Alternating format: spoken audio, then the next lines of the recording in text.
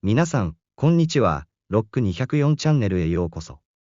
この動画では、実践編コラボで差がつく、データ分析を効率化するテクニックと題して、パンダスとコラボの便利機能を使いこなし、データ分析作業を格段にスピードアップさせる方法をご紹介します。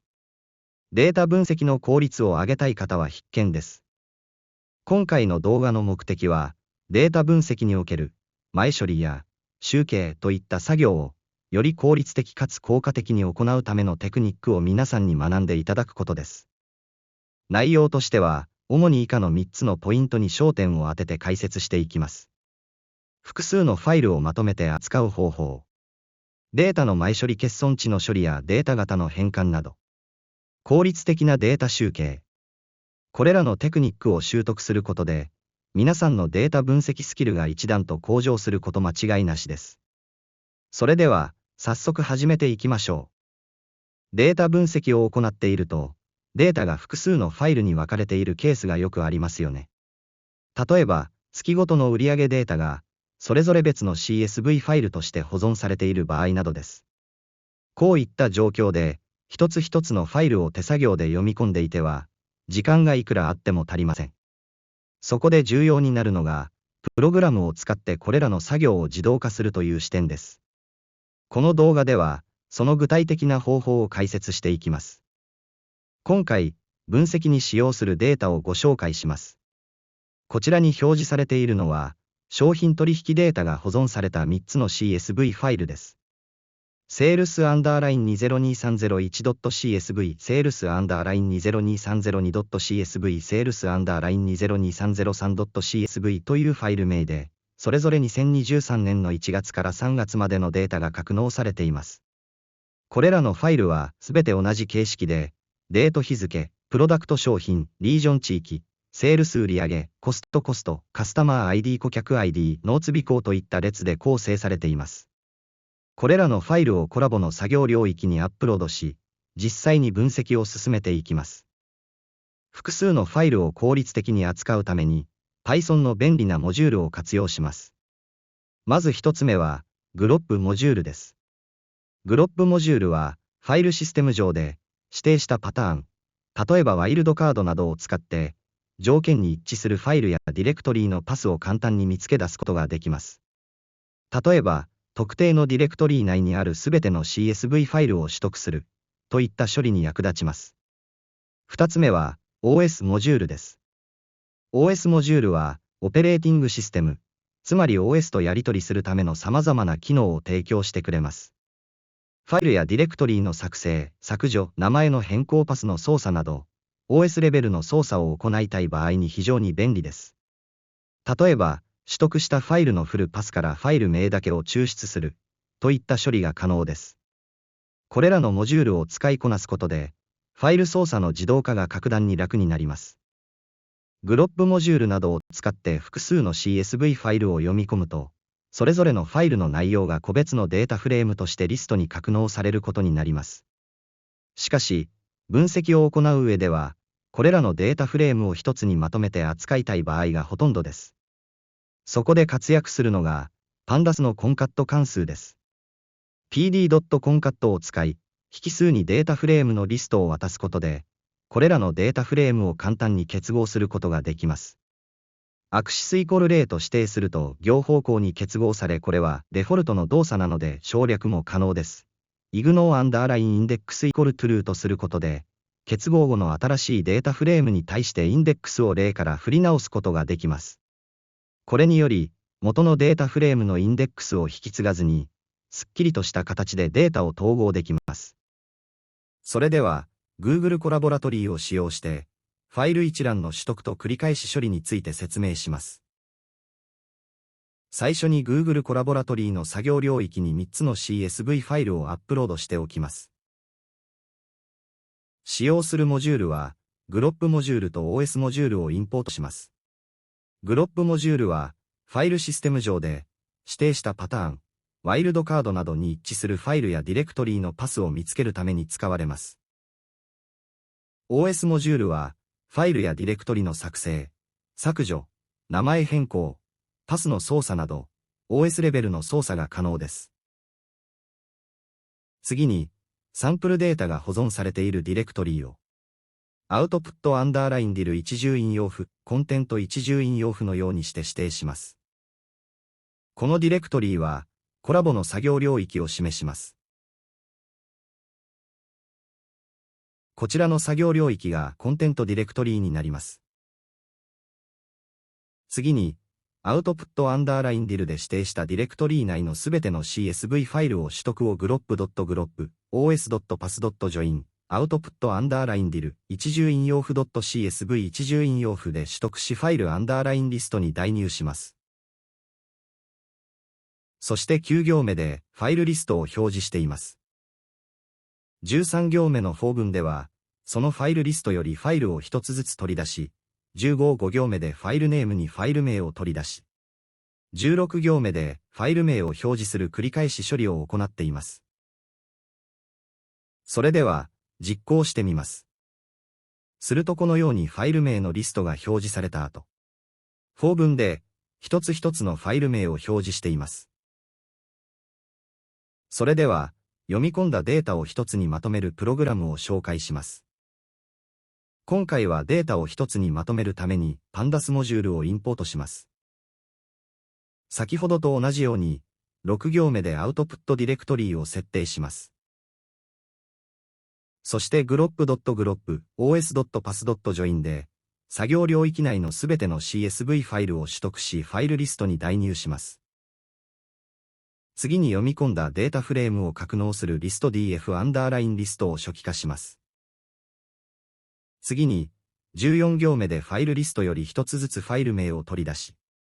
17行目でそれぞれのファイルを読み込み変数 df に保存します。そして、19行目の df アンダーラインリスト .append、df で、df リストに読み込んだデータフレームをリストに追加します。これらの操作は、for文で取り出されるファイル名の数だけ繰り返し実行されます。25行目の PD、コンカット関数では、リストに格納された複数のデータフレームを一つに結合します。この場合 df アンダーラインリストに格納されたデータフレームを行方向に結合します。結合する方向は、アクシスパラメーターで設定しますが、省略するとアクシス0となり行方向の結合となります。また ignore アンダーラインインデックス true とすることで、結合後のインデックスを振り直します。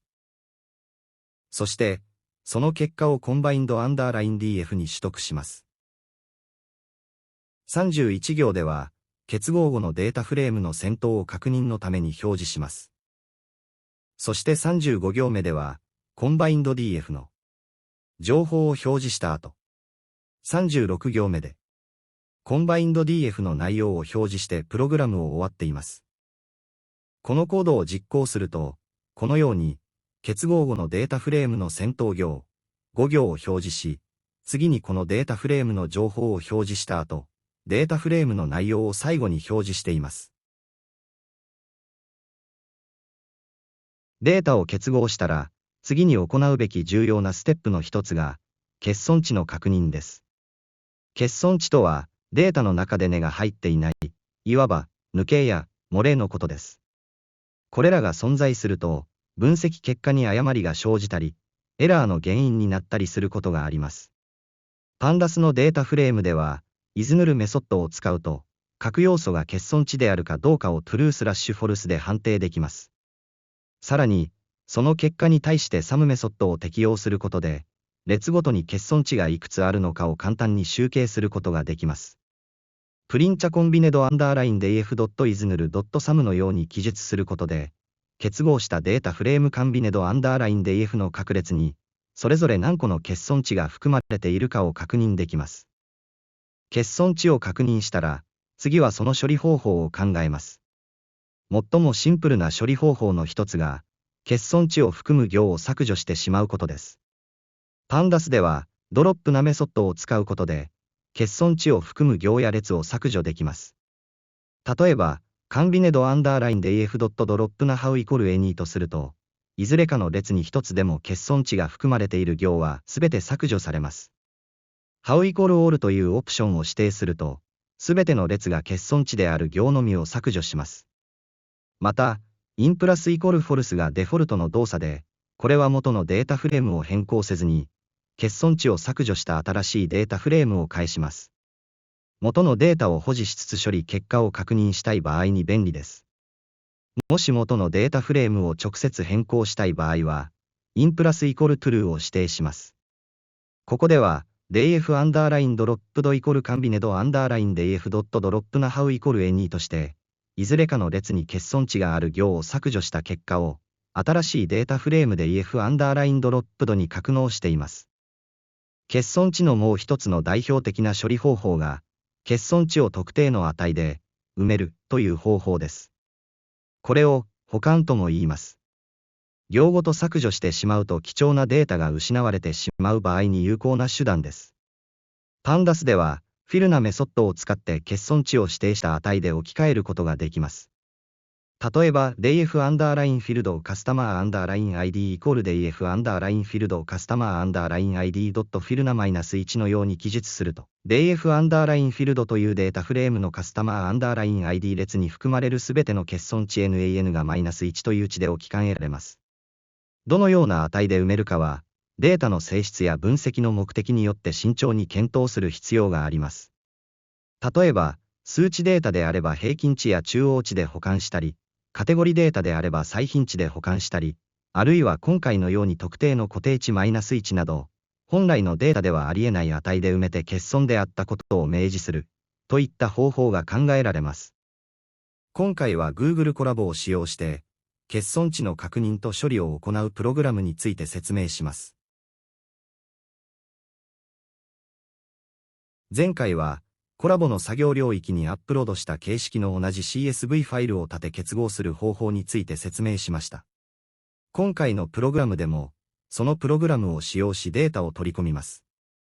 立て結合されたデータフレームは CombinedDF として格納しています。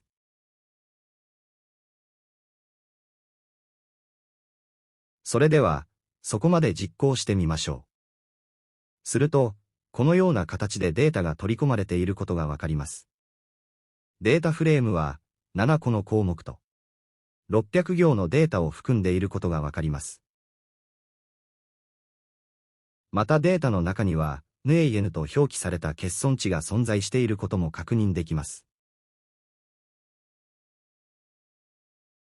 こちらのノーツには、たくさんの欠損値が存在しています。それでは、欠損値の確認から行っていきましょう。各列に欠損値があるかを確認するには、isNull関数を使用します。また、その数の合計を求めるには sum 関数を使用します。37行のように combined_df.isNull.sum と書くと combined_df の中に含まれる欠損値の合計を項目別に取得できます。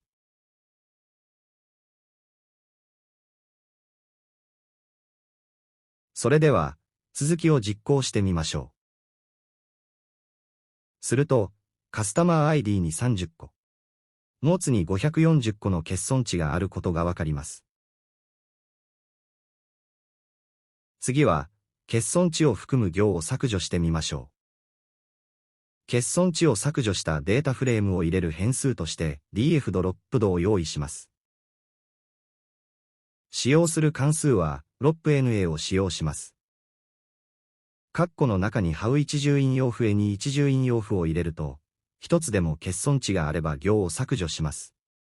また how 一重引用符 all を入れると、すべての列に欠損値の場合のみ行が削除されます。そして、51行では元の行数を表示し、52行では欠損値を含む行を削除した後の行数を表示します。それでは、実行してみましょう。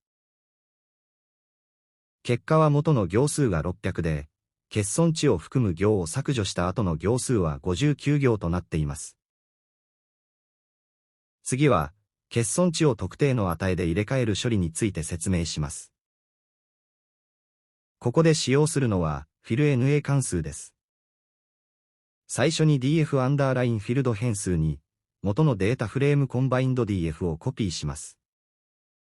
そして df アンダーラインフィールドのカスタマー ID の中の欠損値を -1 に変換するため .fillNA-1 のように書き結果を df アンダーラインフィールドに格納します。そして、66行目で欠損値を -1 で埋めた後の欠損値数を表示します。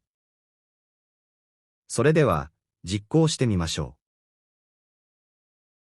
う。実行結果は、カスタマー ID の欠損値は0になっていることがわかります。それでは、最後に欠損値を -1 で埋めた後のデータフレームの先頭50個を表示して確認してみましょう。すると、このように欠損値が -1 で変換されたデータとなっていることが確認できます。データ分析において、各列のデータ型を正しく理解し、適切に設定することは非常に重要です。データ型が意図したものと異なっていると、計算ができなかったり、誤った分析結果を導いたりする可能性があります。パンダスのデータフレームでは、インフォメソッドを使うことで、データフレーム全体の情報を簡単に確認できます。これには、各列の列名、欠損値以外のデータの数の-何カウント、そして最も重要なデータ型ディープが含まれています。さらに、メモリーの使用量なども表示されるため、データ全体の概要を把握するのに役立ちます。カンビネドアンダーライン df.info を実行することで、現在扱っているカンビネドアンダーライン df というデータフレームの各列がどのようなデータ型として認識されているかを確認できます。例えば、数値であるべき列が文字列オブジェクト型として認識されていたり、その逆があったりしないか、といった点をチェックします。インフォメソッドはデータフレーム全体の情報を表示しますが、特定の列のデータ型だけを確認したい場合や、よりシンプルに全列のデータ型一覧だけを見たい場合には、.deeps 属性や特定の列を指定して .deep 属性を参照する方法が便利です。データフレーム名の後に .deeps 最後に s がつくをつけると、各列の名前とそのデータ型の一覧が表示されます。一方、特定の列のデータ型だけを知りたい場合は、例えばカンビネドアンダーライン df コスト .deep のように、列名を指定した後に .deep 最後に s がつかないをつけます。これにより、コスト列のデータ型だけをピンポイントで確認できます。これらの方法を使って、分析を始める前に各列のデータ型をしっかりと把握しておきましょう。データ型を確認した結果、もし意図しないデータ型になっている列が見つかった場合は、適切な型に変換する必要があります。パンダスでは、アスタイプメソッドを使うことで、列のデータ型を簡単に変換することができます。例えば、セールス列が現在整数型 int や文字列型オブジェクトになっていて、これを不動小数点数型フロートに変換したい場合は、カンビネドアンダーライン df セールスイコールカンビネドアンダーライン df セールス .astype フロートのように記述します。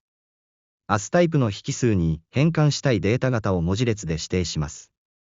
同様に、カスタマーアンダーライン ID 列を整数型 int に変換したい場合は、カンビネドアンダーライン df カスタマーアンダーライン ID イコールカンビネドアンダーライン df カスタマーアンダーライン ID アスタイペイント64のようにします。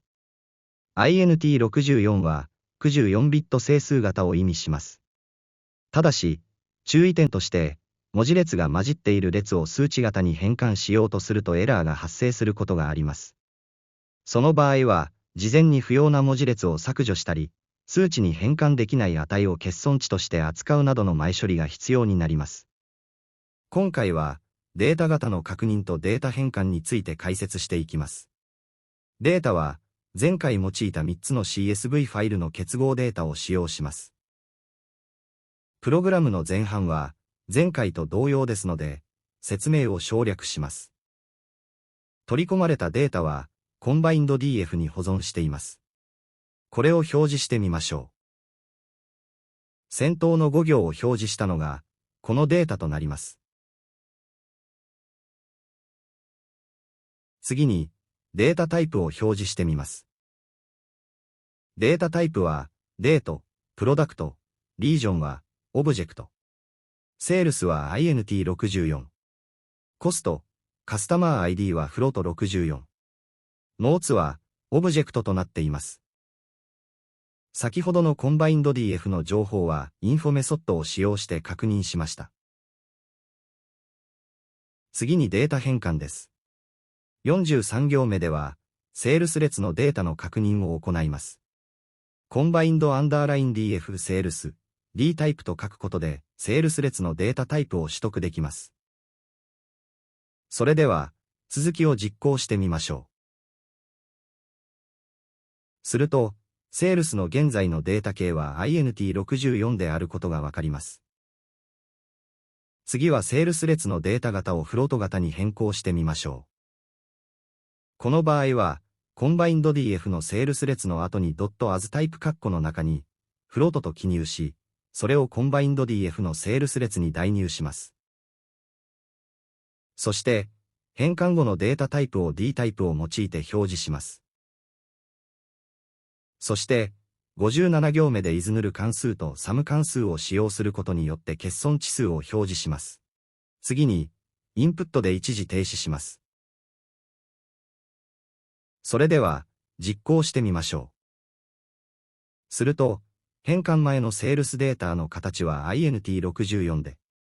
変換後の形はフロート64に変換され欠損値数0と表示されています。次はカスタマー ID を INT64 タイプに変換するコードです。63行目のように as タイプと書いて括弧の中に INT64 を入れます。この記述により整数型に変換することができます。そして、変換後のデータタイプを D タイプで表示します。続きを実行してみましょう。すると、セールスの変換前のデータ型がフロート64。変換後のデータタイプが整数型の INT64 になっていることがわかります。次は最終的なデータタイプをインフォ、関数を使用して、もう一度表示します。実行すると、セールスがフロート64に、カスタマー ID が INT64 に変換されていることがわかります。データ分析を進めるにあたって、列名がわかりにくい、あるいは命名規則が統一されていない、といった場合には、列名を変更すると作業効率が上がることがあります。Pandas のデータフレームでは、リンアメメソッドを使うことで、列名を簡単に変更することができます。リンアメメソッドのカラムス引数に辞書形式で、元の列名、新しい列名のペアを指定します。例えば、カスタマーアンダーライン ID という列名をカスタマー ID にアンダースコアをなくす、セールスという列名をアマウントソールドに変更したい場合は、df アンダーラインリネームドイコールカンビネドアンダーライン df ドットリンアメカイムンズイコールはじめ中括弧一重引用符カスタマーアンダーライン ID 一重引用符、一重引用符カスタマー ID 一重引用符、一重引用符セールス一重引用符、一重引用符アマウントソールド一重引用符を割り中括弧のように記述します。これにより、指定した列名が変更された新しいデータフレームで EF アンダーラインリネームドが作成されます。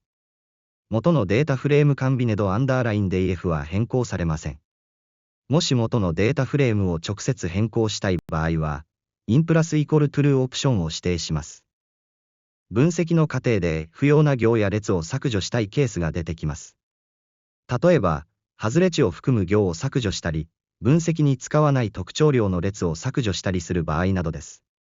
Pandas では、ドロップメソッドを使うことで、指定した行や列を削除することができます。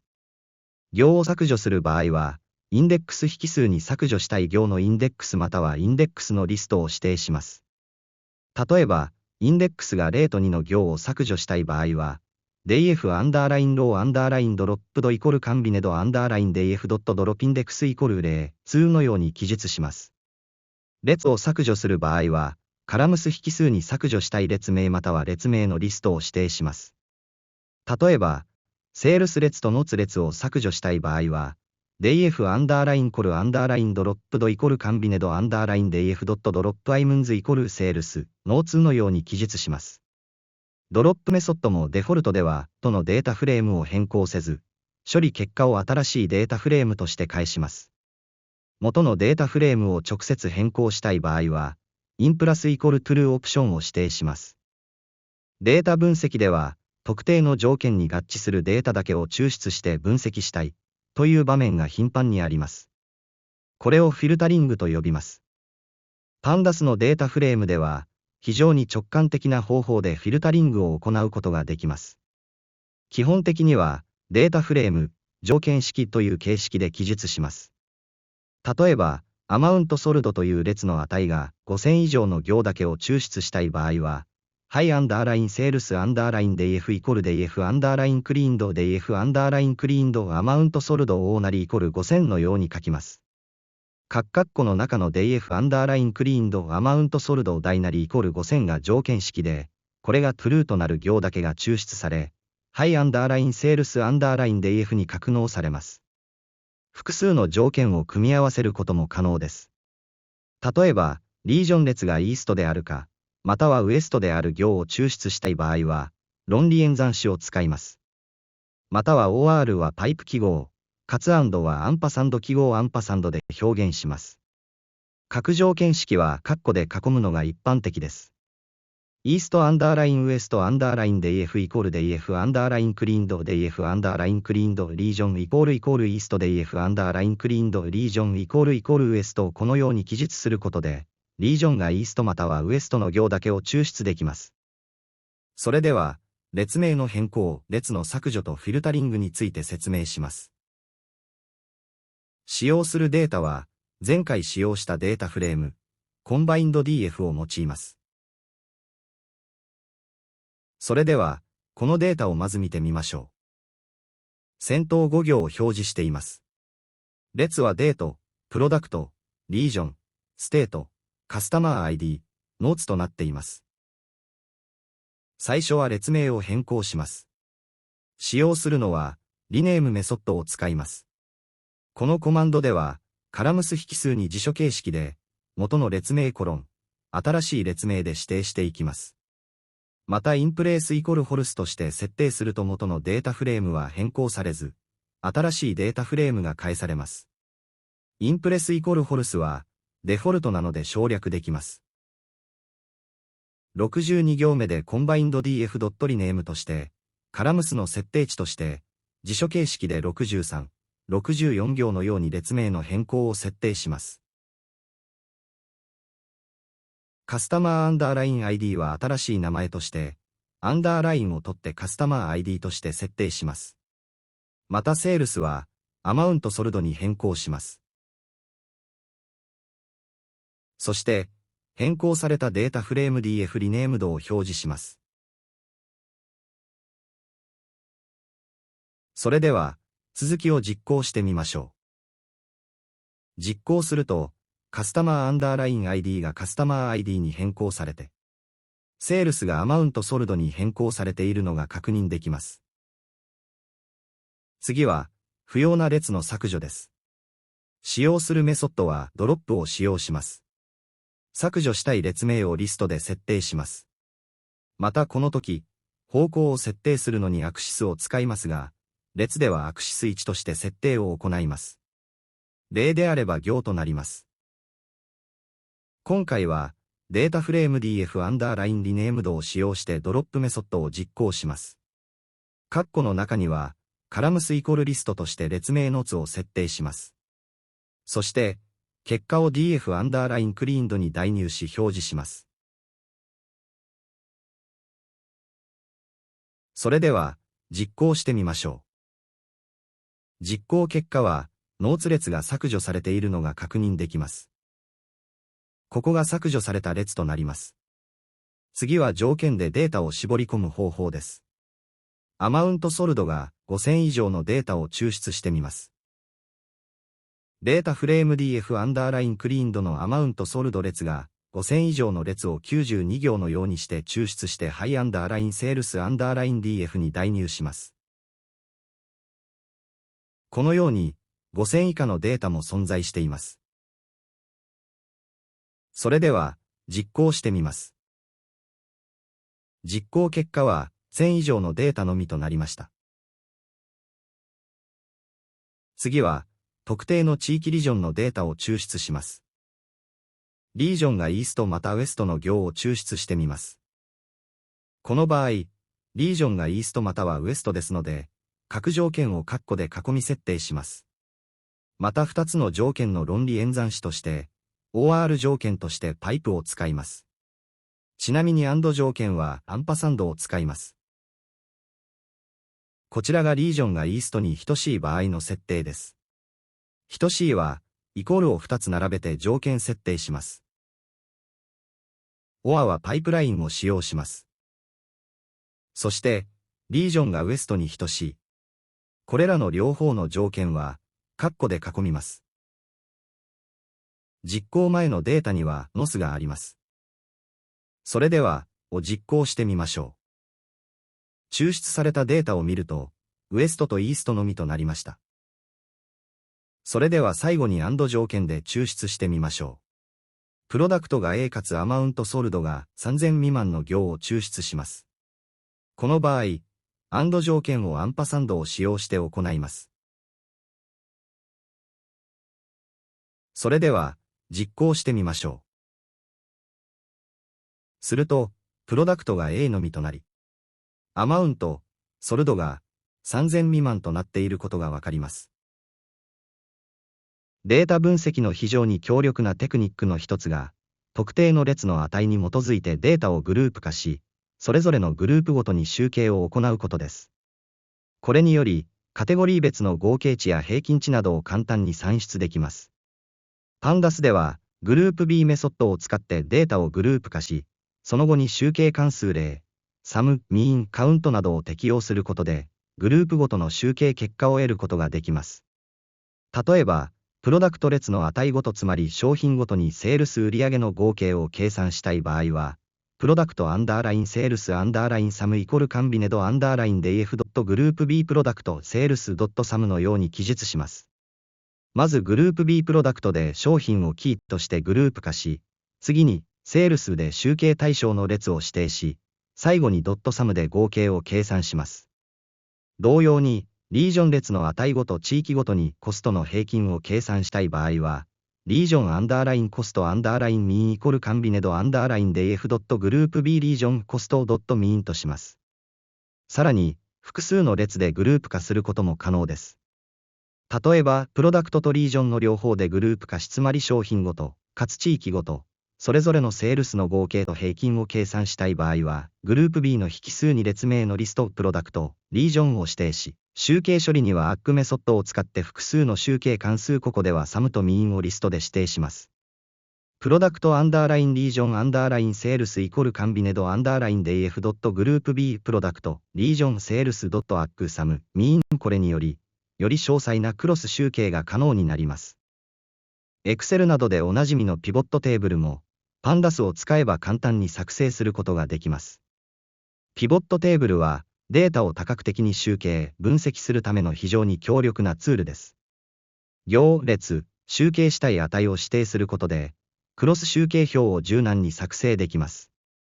Pandas では、PD ピボットアンダーラインテーブル関数を使用します。主な引数として以下を指定します。データ、ピボットテーブルを作成する元のデータフレーム。インデックス、行のインデックスとして使用する列名または列名のリスト。カラムス、列として使用する列名または列名のリスト。バリュー、集計する値が含まれる列名。アグファンク、集計関数例、サム、ミーン、カウントなど。デフォルトは平均ミーンです。フィルアンダーラインバリュー、集計結果に欠損値 NAN が生じた場合に、それを置き換える値を指定できます。例えば例を指定すると、欠損値が0で埋められます。例えば、リージョンを行にプロダクトを列にし、それぞれのセールスの合計値を表示するピボットテーブルを作成したい場合は、ピボットアンダーラインテーブルアンダーラインセールスイコール PD、ピボットアンダーラインテーブルコンビネドアンダーライン DF、インデックスイコールリージョン、カラムスイコールプロダクト、バリューイコールセールス、アグファンクイコールサム、フィルアンダーラインバリューイコール0のように記述します。これにより、地域ごと、商品ごとの売上合計が一目でわかる表が作成されます。Google コラボを用いた効率的な集計について説明します。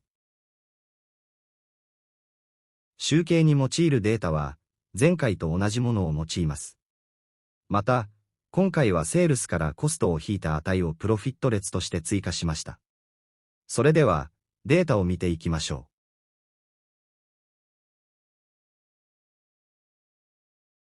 こちらがデータフレームコンバインド DF になります。項目列はデート、プロダクト、リージョン、セールス、コスト、カスタマー ID、ノーツ、プロフィットとなります。それでは、データを集計してみましょう。最初はグループごとの集計をグループバイ関数を使用して行います。プロダクト列でグループ化して、セールスの合計を計算します。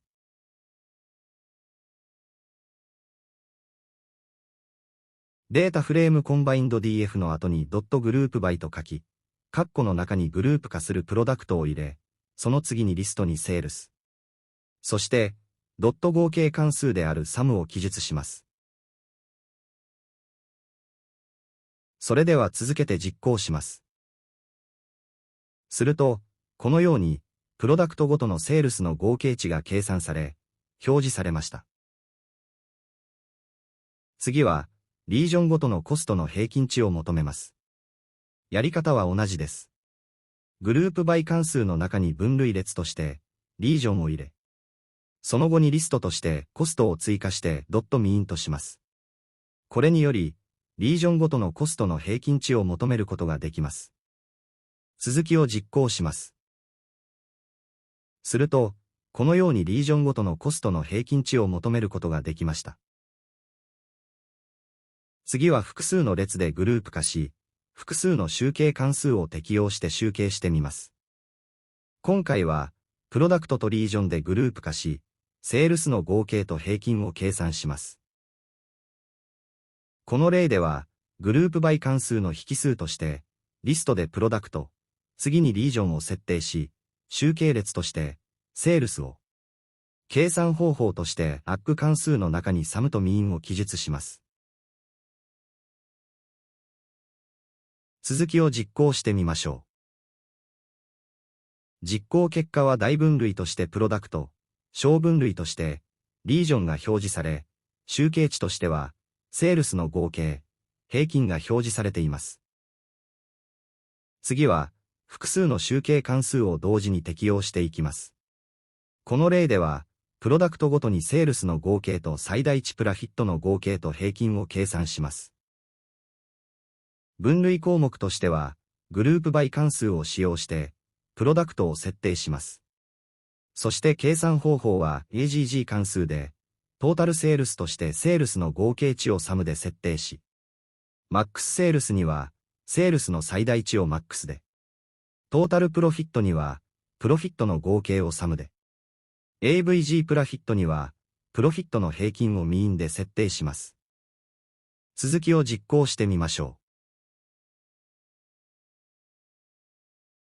結果は、このようにプロダクトの種類によって分類され、列には、先ほど設定した計算方法で集計され表示されています。次は、ピボットテーブルを使用して集計を行ってみましょう。ピボットテーブルは Excel で使用できますが、それと同じことが Python でも行うことができます。今回はリージョンを行に、プロダクトを列に設定し、セールスの合計を値としてピボットテーブルを作成します。最初に PD、ピボットアンダーラインテーブルと書き、括弧の中に使用するデータフレームとしてコンバインド DF。次に行にしたい列としてインデックスイコールリージョン。列にしたい列としてプロダクトを設定した後、集計したい値としてセールス。そして、集計方法として、AGG ファンクイコールサム。欠損値の補填方法として、フィルアンダーラインバリューイコール0と設定します。それでは、実行してみましょう。このように、行にリージョン、列に、プロダクトで集計値は合計でクロス集計されました。これがピボットテーブルです。最後にピボットテーブルを使用して少し複雑なクロス集計を行ってみましょう。リージョンとプロダクトを行、インデックスに。そして、セールスとコストの平均値を列としてピボットテーブルを作成します。ピボットテーブル関数の引数は、データとして、コンバインド DF。インデックスにはリージョン、プロダクトを設定します。そして、計算対象バリューズとしてセールス、コストを設定し、計算方法として平均ミーンを設定します。それでは、実行してみましょう。実行結果は、行としてリージョンとプロダクトに分類され、列には、コストとセールスで平均値が集計されています。このように、複雑な計算もピボットテーブルを使用すると一瞬で行うことができます。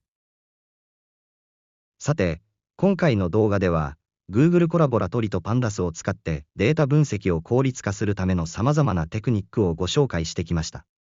複数のファイルをまとめて扱う方法。欠損値の確認と処理。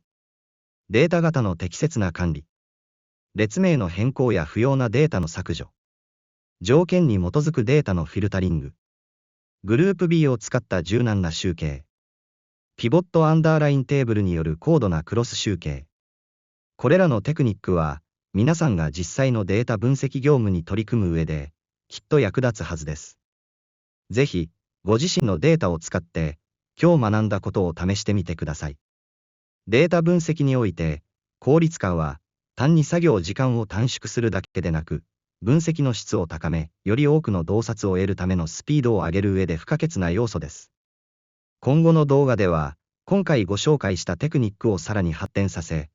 例えばデータの可視化の応用や、機械学習へのステップといったテーマも扱っていく予定です。ご期待ください。この動画が役に立ったと思っていただけたら、ぜひチャンネル登録、高評価、そしてコメントもよろしくお願いします。